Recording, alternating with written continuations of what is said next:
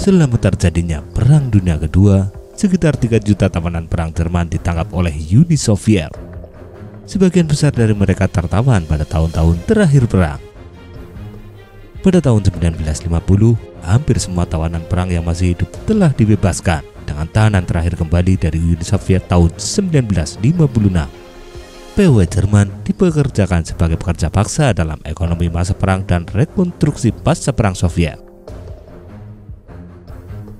Pada bulan-bulan pertama Operasi Barbarossa 1941, hanya sedikit orang Jerman yang ditangkap oleh pasukan Soviet. Awal tahun 1942, setelah pertempuran Moskow dan mundurnya pasukan Jerman, jumlah tawanan di kamp tawanan perang Soviet meningkat menjadi 120.000 orang. Pada awal tahun 1943, tentara ke-6 Jerman menyerah dalam pertempuran Stalingrad dan 91.000 orang yang selamat menjadi tawanan perang. Hal ini meningkatkan jumlah tawanan menjadi 200.000 orang lebih. Pada bulan-bulan setelah kekalahan di Stalingrad, tentara Jerman banyak yang tewas akibat penyakit, kelaparan, penganiayaan, dan kurangnya perawatan medis selama penahanan. Hanya sekitar 6.000 dari mereka yang hidup untuk dipulangkan setelah perang. Ketika situasi ekonomi di Uni Soviet mulai membaik pada tahun 1943, tingkat kematian di kamp-kamp POW turun drastis. Pada saat itu, tawanan perang menjadi sumber tenaga kerja yang penting bagi ekonomi Soviet. Dengan pembentukan Komite Nasional untuk Jerman Merdeka dan Liga Perwira Jerman, tawanan perang yang pro-komunis mendapat lebih banyak hak istimewa dan ransum yang lebih baik.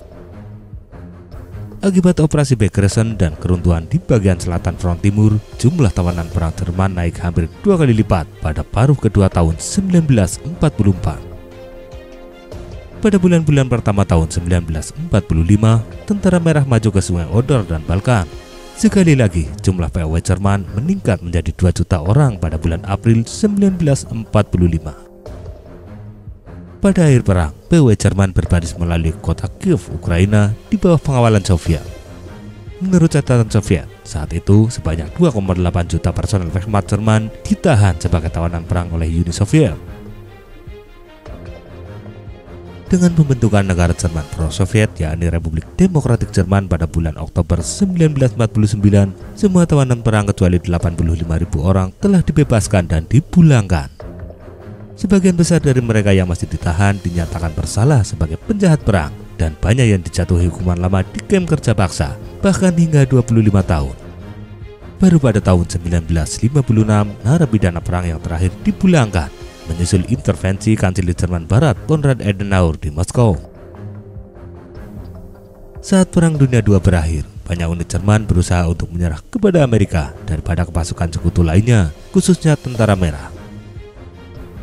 Menurut Dekat Avery, sumber-sumber Rusia menyatakan bahwa 356.000 dari 2.388.000 tahanan perang Jerman tewas di kamp Soviet.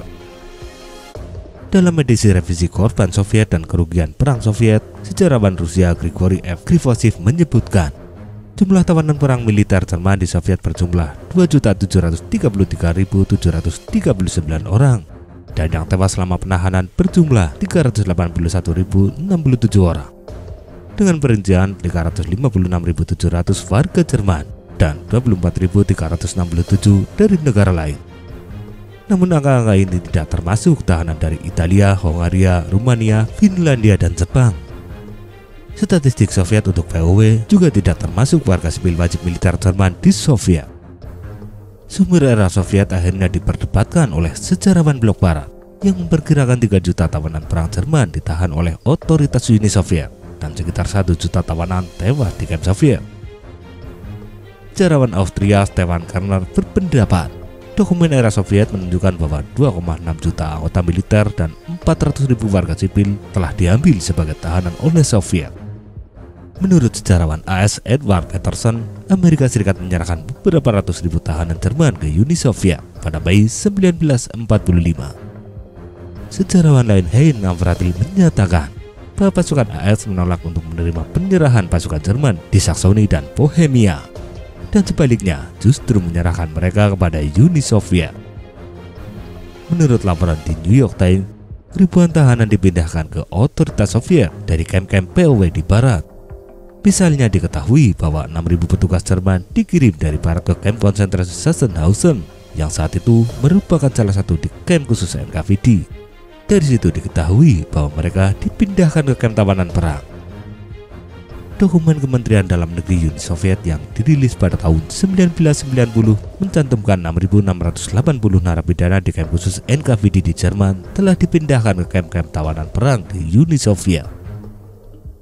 Sejarawan Jerman Rüdiger Habermas menyebut 3 juta POW telah diambil oleh Uni Soviet dan jumlah maksimum kematian tawanan perang Jerman di tangan Soviet sebesar 1 juta jiwa.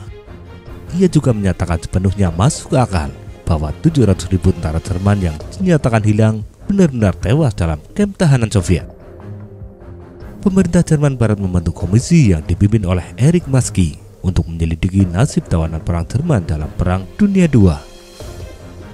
Dalam laporannya tahun 1974, mereka menemukan bahwa 3.060.000 personel militer Jerman menjadi tawanan Uni Soviet dan 1.094.250 tewas dalam penahanan.